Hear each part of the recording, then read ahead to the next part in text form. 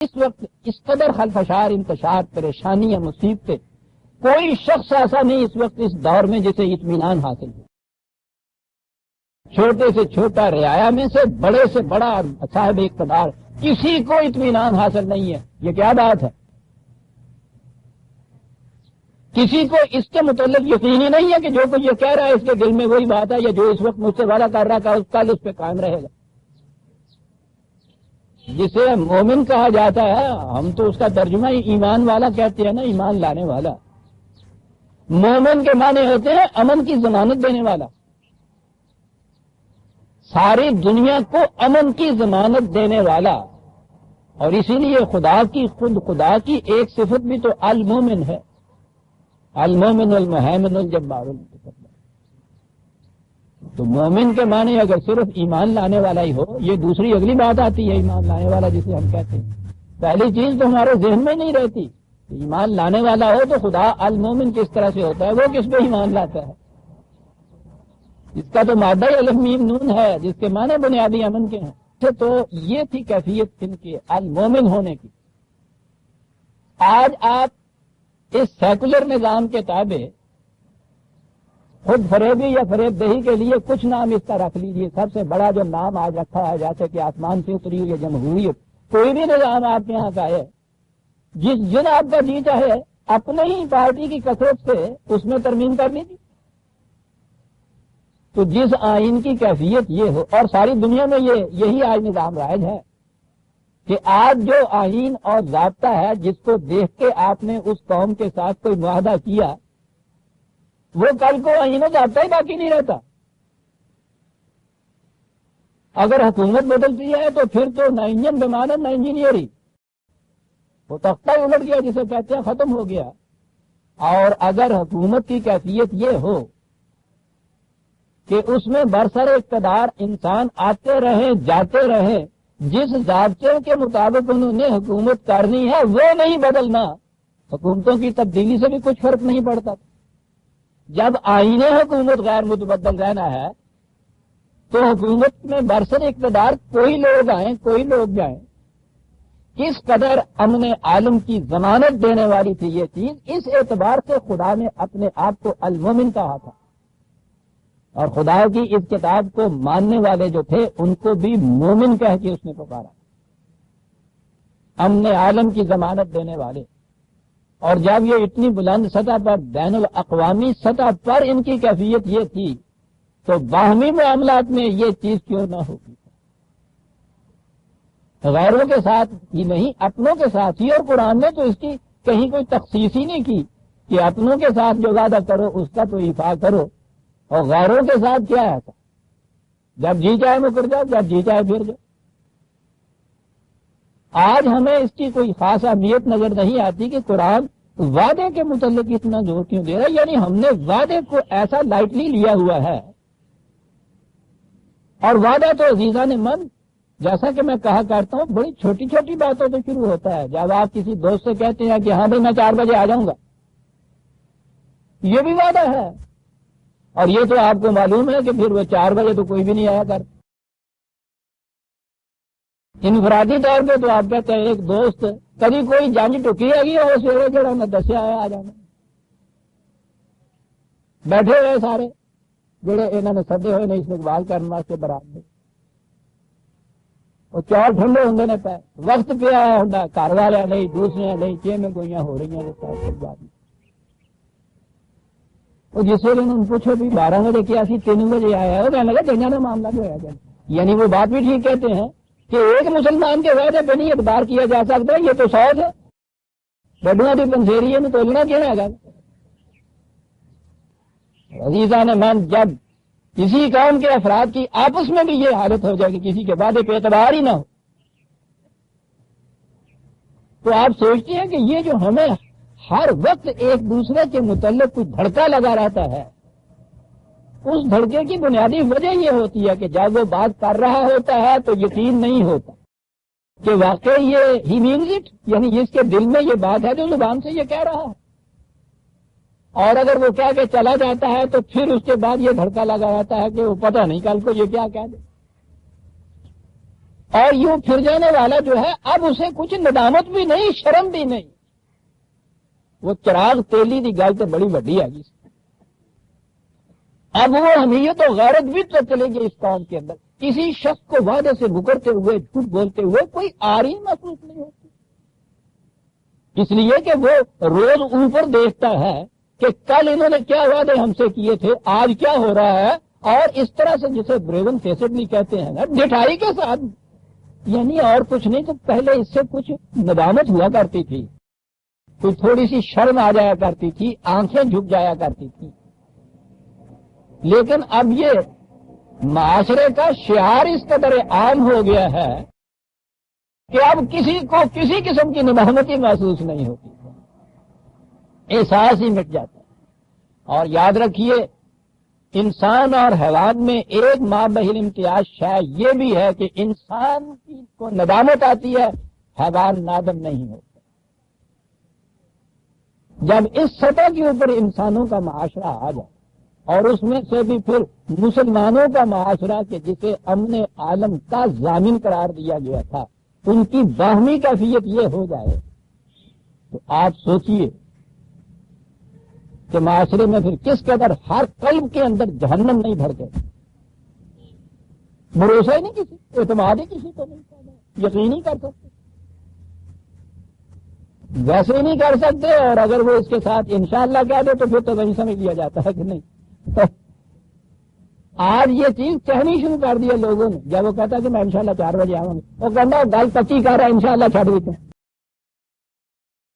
جس قوم کی کیفیت یہ ہو جائے کہ وہ ویسے بات کرے تو پھر بھی کچھ چلیے 50% صحیح قابل اعتماد ہے، اگر اس نے خدا کو بیچ میں وہ لے آیا ہے تو وہ 100% سمجھ لیا گیا کہ جھوٹ بول رہا ہے. ان چیزوں کے لیے آپ بلاخر مذہب کی طرف آیا کرتے تھے نا. یہ کہا جاتا تھا نا کہ نہ بھائی تمہارا مذہب نہیں اجازت دیتا، تمہارا دھرم اس کی اجازت نہیں دیتا، اسلام اس کی اجازت نہیں دیتا، خدا اور رسول اجازت نہیں دیتے، شریعت اجازت نہیں دیتی. عزیزان ایمان، اور جب آپ کو یہ شریعت کا فتویٰ بتایا جائے کہ اگر وہ شریعت کچھ ندامت بھی نہیں، شرم بھی نہیں، وہ چراغ تیلی دی گل تو بڑی وڈی آ گئی. اب وہ حمیت و غیرت بھی تو چلے گی اس قوم کے اندر. کسی شخص کو وعدے سے مکرتے ہوئے، جھوٹ بولتے ہوئے کوئی آری محسوس نہیں ہوتی، اس لیے کہ وہ روز اوپر دیکھتا ہے کہ کل انہوں نے کیا وعدے ہم سے کیے تھے، آج کیا ہو رہا ہے. اور اس طرح سے جسے بریون فیسڈلی کہتے ہیں نا، ڈٹھائی کے ساتھ، یعنی اور کچھ نہیں. تو پہلے اس سے کچھ ندامت ہوا کرتی تھی، کوئی تھوڑی سی شرم آ جایا کرتی تھی، آنکھیں جھک جایا کرتی تھی.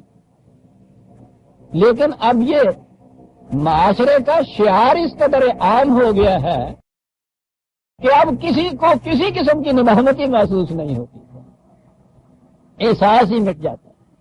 اور یاد رکھیے، انسان اور حیوان میں ایک مابہل امتیاز شاید یہ بھی ہے کہ انسان کو ندامت آتی ہے، حیوان نادم نہیں ہوتا. جب اس سطح کے اوپر انسانوں کا معاشرہ آ جائے، اور اس میں سے بھی پھر مسلمانوں کا معاشرہ کہ جسے امن عالم کا ضامن قرار دیا گیا تھا، ان کی باہمی کیفیت یہ ہو جائے، تو آپ سوچئے کہ معاشرے میں پھر کس قدر ہر قلب کے اندر جہنم نہیں بھر گئے. بھروسہ ہی نہیں کسی، اعتماد ہی کسی کو نہیں کرنا، یقین ہی کر سکتے، ویسے ہی نہیں کر سکتے. اور اگر وہ اس کے ساتھ انشاءاللہ کہہ دے تو پھر تو وہی سمجھ لیا جاتا ہے کہ نہیں. آج یہ چیز کہنی شروع کر دی ہے لوگوں نے. جب وہ کہتا ہے کہ میں انشاءاللہ 4 بجے آؤں گا، وہ کہنا گل پچی کر رہا ہے، انشاءاللہ چھڑ دیتے ہیں. جس قوم کی کیفیت یہ ہو جائے کہ وہ ویسے بات کرے تو پھر بھی کچھ چلیے 50% صحیح قابل اعتماد ہے، اگر اس نے خدا کو بیچ میں وہ لے آیا ہے تو وہ 100% سمجھ لیا گیا کہ جھوٹ بول رہا ہے. ان چیزوں کے لیے آپ بلاخر مذہب کی طرف آیا کرتے تھے نا. یہ کہا جاتا تھا نا کہ نہ بھائی تمہارا مذہب نہیں اجازت دیتا، تمہارا دھرم اس کی اجازت نہیں دیتا، اسلام اس کی اجازت نہیں دیتا، خدا اور رسول اجازت نہیں دیتے، شریعت اجازت نہیں دیتی. عزیزان ایمان، اور جب آپ کو یہ شریعت کا فتویٰ بتایا جائے کہ اگر وہ شریعت زندگی کی ضرورتوں کے لیے جھوٹ بولنا واجب ہو جاتا ہے، یعنی شرم اور ندامت تو ایک طرف رہی، اگلی بات ایسی تھی کہ اس میں بہرحال مذہب اجازت دے دیتا ہے. چلو یہ بھی صحیح، اجازت کے معنی ہوتے ہیں رخصت کے کہ تمہارا جی چاہے تو تم سچ بولو، جی چاہے تم جھوٹ بول لو، چل اسے اجازت کہتے ہیں. یعنی اسلام تو اس کا بھی تصور نہیں کر سکتا کہ یہ کہا جائے کسی سے کہ بھئی اس معاملے میں تمہارا جی چاہے تو تم برقرار رکھنا وعدے کو، جی چاہے تو مکر جانا پھر جانا. رخصت کی بات بھی نہیں ہے، یہ بھی کریکٹر نہیں ہے. اور جب یہ کہا جائے کہ شریعت کی روح سے واجب ہو جاتا ہے جھوٹ بولنا، واجب آپ کو معلوم نہیں اصطلاح ہے شریعت کی، فرض تو وہ ہو جاتا ہے جو خدا کی طرف سے، اس سے نیچے درجے کے اوپر انہوں نے ایک لفظ واجب رکھا ہوا، واجب ہے اس کے اوپر. اور ترک وجوب جو ہے، جو چیز واجب ہوتی ہے اس کا ترک کرنا جو ہے وہ گناہ کا موجب ہوتا ہے. یعنی اگر جھوٹ نہ بولا جائے تو تم گناہ گار ہو جاؤ گے. یہ فتوے آج دیے جاتے ہیں بدقسمتی سے اس ملک کے اندر، جس کو کہ اسلامی قوانین کے نفاذ کے لیے نافذ کیا گیا تھا. اس ملک کے اندر سب سے بڑی دعوے دار جماعت جو ہے اسلامی نظام کے قیام کی جماعت اسلامی کے امیر کا یہ فتویٰ ہے. میں کوئی بات لگی لپٹی نہیں کہا کرتا. مئی 1958 کے ترجمان القرآن کے اندر یہ چیز موجود، جب ان کے اوپر یہ الزام عائد کیا ان میں سے ان لوگوں نے کہ جو اس بنا پر جماعت کو چھوڑ کے الگ ہوئے تھے، انہوں نے جواب میں یہ بات کہی تھی کہ یہ کون سا غیر اسلامی اقدام ہے جو میں نے کیا ہے. شریعت کی روح سے زندگی کی اہم ضروریات کے لیے جھوٹ بولنا واجب ہو جاتا ہے. یعنی اگر اس وقت جھوٹ نہ بولا جائے تو انسان گناہ گار ہو جاتا ہے. اور معاذ اللہ ہزار بار توبہ کے بعد یہ کہتا ہوں کہ اگر اسلام کی یہ تعلیم ہے جھوٹ بولنا واجب، اسلام کی اس تعلیم کے اوپر سب سے پہلے تو رسول عمل کرتا ہے نا، وہیں سے شریعت بنتی ہے نا. فرعون کا دربار عزیزان من، جب میں کہا کرتا ہوں قہرمانیت کا مجسمہ، نام اس کا اصطلاحی طور پہ استبداد کے لیے تاریخ میں چلا آتا فرعون، اس کے دربار کے ساحرین حقیقت کو اپنے سامنے بے نقاب دیکھا تو انہوں نے کہا کہ ہم ایمان لے آئے موسیٰ اور ہارون کے خدا پر. شیر کسی گرج کے ساتھ دھاڑ کے ساتھ وہ شخص بولا کہ ہے میری اجازت کے بغیر، اور یہ کیفیت. انہوں نے کہا کہ حق تو حق کہنے میں کسی کی اجازت کی کیا ضرورت ہوتی. اس نے کہا کہ اس کا انجام تمہیں معلوم ہے. میں نے کہا کیا انجام؟ اس نے کہا کہ ابھی ٹکڑے ٹکڑے کرا دوں، پھانسی پہ لٹکا دوں. انہیں معلوم تھا کہ یہ خالی خولی دھمکی نہیں ہے، فرعون کہہ رہا ہے یہ بات، ایک ہی سیکنڈ میں اس میں عمل ہو جائے گا. انہیں اس کا پتا تھا کہ کون کہہ رہا ہے. ایمان لائے ہوئے، جیسا میں نے شاید پچھلے ہی اپنے درس میں کہا تھا، ایمان لائے ہوئے بھی ابھی لمبا عرصہ نہیں گزرا تھا، تو مستقاموں والی بات بھی نہیں تھی، چند ثانیت ہوئے ہوتے. لیکن ایمان اسے کہتے ہیں عزیزان ایمان. اس نے یہ کہا، قیامت کی دھمکی تھی، شدید ترین عذاب جو دیا جا سکتا ہے کسی کو وہ تھا یہ. انہوں نے کیا کہا؟ مسکراتے ہوئے کہا فَقْضِ مَا أَنْتَ قَاضٍ، جو تیرے جی میں آئے فیصلہ کر دے. ہم نے حق بات کہہ دی ہے، ہم اس میں جھوٹ نہیں بول سکتے. کیوں یہ بے خوفی پیدا ہو گئی؟ کیوں اتنے نڈر ہو گئے؟ اگلے فکرے میں بات ہے عزیزان من ساری. یہ سارے جھوٹ، یہ جن کے لیے وجود کہہ رہے ہیں، یہ زندگی کی اہم ضرورتیں، ایمان کی ضرورت تو یہ ہوگی نہیں، آخرت کی بھی کوئی ضرورت نہیں ہوگی، اسی زندگی کی ضرورتیں کم وقت ہوگی نا، اسی طبی زندگی کی کوئی ضرورتیں ہوں گی نا.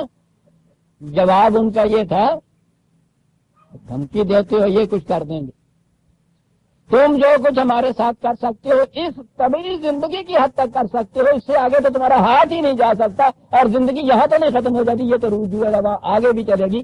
پکڑ وہاں ہمیں آگے. صرف یہ ایمان انسان کے اندر یہ بے خوفی پیدا کرتا ہے کہ ہزار خوف ہو لیکن زباں ہو دل کی رفیق. منافقت کہتے کسی ہیں؟ کسی جھوٹ کا نام منافقت ہوتا ہے. کافر کو تو قرآن نے جہنم میں کہا ہے، منافق کو جہنم کے پسترین درجے کے اندر گرایا۔ کافر انکار کرتا ہے، جھوٹ تو نہیں بولتا نا، غلط بات ہے دھڑلے سے کہتا ہے، اس پہ بھی اعتبار کیا جا سکتا ہے۔ لیکن جب صورت یہ ہو کہ جانتے بوجھتے دیدہ دانستہ زندگی کی کسی ضرورت کے لیے جھوٹ بولنے کی اجازت ہی نہیں بلکہ واجب ہو جاتا ہے اگر وہ شریعت، سوچئے کہ کوئی شخص پھر اس پہ اعتبار کر سکتا ہے۔ اور ان کی جرتوں کا عالم یہ ہے عزیزان من، مجھے اس تلخ نوائی میں معاف کیجیے گا، بات بڑی دور تک پہنچی ہوئی، اپنے جھوٹوں کو اور اپنے فریبوں کے لیے جواز پیدا کرنے کے لیے یہ اس قسم کی شریعت پیش کی، اور پھر کچھ شرم نہیں آئی یہ کہتے ہوئے کہ خود رسول اللہ صلی اللہ علیہ وسلم صحابہ کو تلقین کیا کرتے تھے کہ ضرورت پیش ہے تو جھوٹ بول لیا کرو، کہ حضور نے اپنے مخالف کعب بن اشرف یہودی کو قتل کرنے کا منصوبہ بنایا۔ یہ سیرت پیش کی جا رہی ہے دنیا کے سامنے عزیزان من، اس ذات گرامی کی جس نے اپنی شدید ترین مخالف قوم کے سامنے کھڑا ہو کے کہا تھا کہ تم مجھ سے کہتے ہو کہ تمہارے سچے ہونے کی دلیل کیا ہے، معجزہ دکھاؤ۔ انہوں نے کہا کہ معجزہ تو دلیل نہیں بنا کرتا، دلیل یہ ہے کہ قد لبثت فیکم عمرا من قبلہ افلا تعقلون، میں نے ساری عمر تمہارے اندر بسر کر دی ہے، کیا تم اس سے نہیں اندازہ لگا سکتے کہ یہ ایک سچے کی زندگی ہے یا جھوٹے کی زندگی؟ کسی کو جرت نہیں ہوئی کہ انگشت نمائی کر سکے۔ آج اس رسول اقدس و اعظم کے متعلق کہا جاتا ہے کہ اپنے مخالفین کو دھوکے سے قتل کرا دیا کرتا تھا، اور صحابہ کو جب بھیجا ہے قتل کرنے کے لیے تو انہوں نے کہا کہ اس کے لیے ہمیں کچھ جھوٹ بولنا پڑے تو اجازت ہے، کہا کہ ہاں اجازت ہے۔ اللہ اکبر عزیزان من، یہ پاکستان میں اسلامی نظام قائم کرنے کے مدعیوں کی کیفیت، اسی لیے تو اس مملکت کا بیڑا غرق ہو گیا، یہ معاشرہ تباہ ہو گیا، بدترین معاشرہ اس وقت ہے دنیا میں اس قوم کی۔ میں نے کہا ہے نا کہ یہ جو لوگ سیکولرزم کے حامی ہیں ان پہ تو گرائی کوئی نہیں ہے، انہوں نے تو پہلے دن سے کہا کہ کوئی بار غیر متبدل نہیں ہے۔ یہ جو اقامت دین کے مدعی ہے، اسلامی نظام لانے کے لیے صبح سے شام تک یہ کوئی دعوتیں دے رہے ہیں، وہ یہ اسلام پیش کر رہے ہیں، اور یہ ہے وہ شریعت جس شریعت کے سانچے میں ڈھال کے انہوں نے اگلی نسل کو تباہ کیا ہے۔ یہ سارے نوجوان جن کو اسلام کے نام کے اوپر یہ استعمال کر رہے ہیں، ان کا کریکٹر یہ بنا دیا انہوں نے، جن کو پہلے دن سے بچوں کو تعلیم یہ دی جائے کہ ضرورت کے وقت جھوٹ بولنا واجب ہو جاتا ہے، دشمن کے خلاف فریب کرنا سنت ہو جاتا ہے، ان نوجوانوں سے آپ کیا توقعات کریں؟